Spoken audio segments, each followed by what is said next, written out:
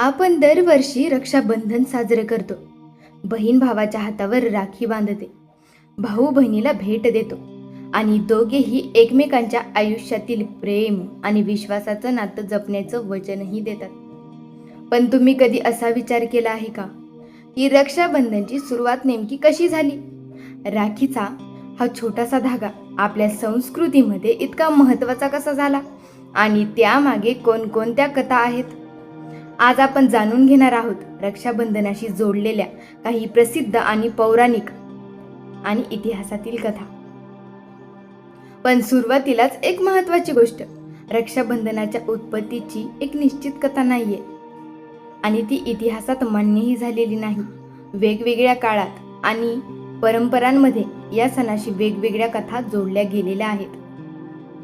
चला तर मग आज सुरुवात करूया एका अतिशय प्रसिद्ध आणि पौराणिक कथेतून. श्रीकृष्ण आणि द्रौपदीची कथा.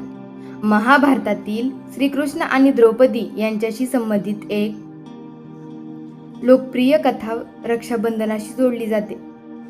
कथेनुसार एकदा श्रीकृष्णाच्या हाताला दुखापत झाली तेव्हा द्रौपदीने आपल्या वस्त्राचा एक तुकडा फाडून श्रीकृष्णाच्या हाताला बांधला. द्रौपदीने हे कोणत्याही अपेक्षेशिवाय केलं होतं, पण श्रीकृष्णाने तिच्या त्या प्रेमाची आणि आपुलकीची आठवण ठेवली.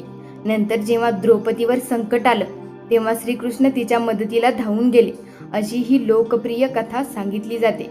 या कथेतून एक सुंदर संदेश मिळतो.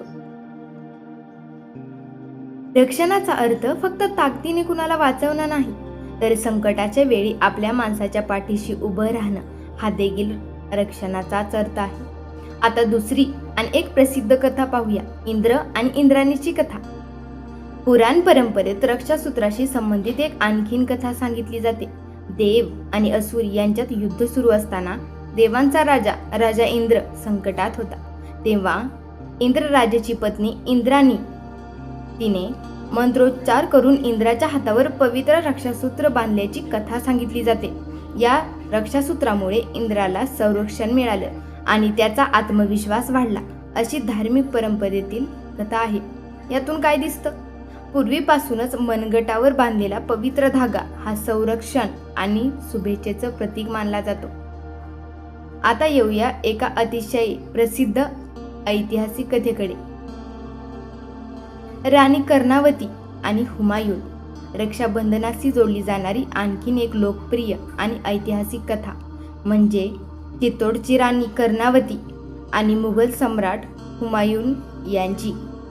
कथेनुसार चित्तोडवर संकट आलं असताना राणी कर्णावतीने हुमायूनकडे मदतीची विनंती केली आणि त्याच्याकडे राखी पाठवली. हुमायूनने तिच्या या राखीला बहिणीच्या नात्याने स्वीकारलं आणि लोकप्रिय कथा सांगितली जाते.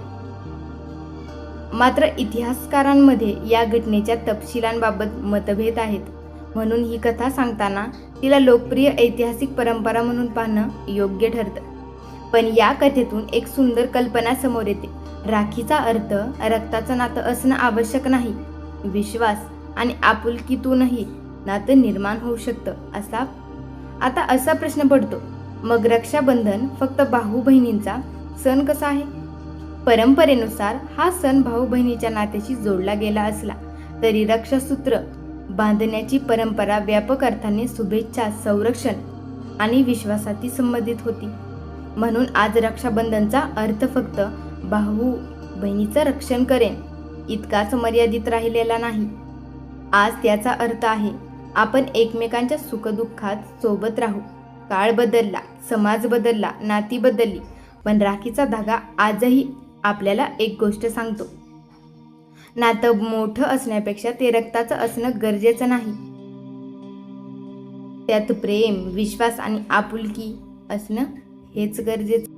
आणि म्हणूनच रक्षाबंधनाच्या दिवशी हातावर बांधली जाणारी राखी दिसायला कितीही छोटी असली तरी तिच्या मागची भावना मात्र खूप मोठी आहे. कधी ती बालपणाच्या आठवणी घेऊन येते, कधी भांडणं आठवते, कधी एकत्र केलेली मजा आठवते आणि कधी दूर गेलेल्या भावंडाची आठवण आणून डोळ्यात पाणी आणते. रक्षाबंधन आपल्याला आपल्या बालपणाशी जोडतं, त्या दिवसांची आठवण करून देतं जेव्हा भाऊ बहीण छोट्या छोट्या गोष्टींवर भांडायचे पण काही मिनिटांनी पुन्हा एकत्र खेळायचे.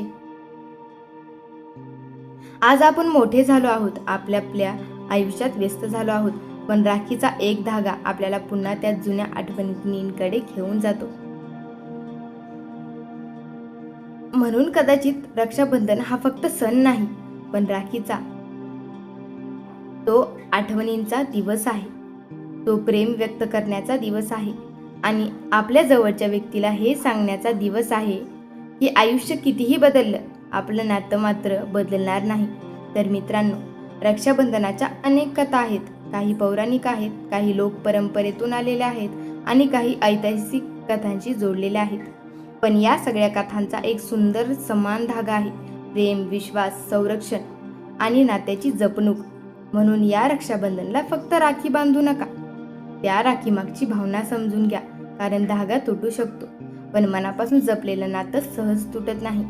रक्षाबंधनाच्या तुम्हाला आणि तुमच्या संपूर्ण कुटुंबाला मनपूर्वक शुभेच्छा. धन्यवाद.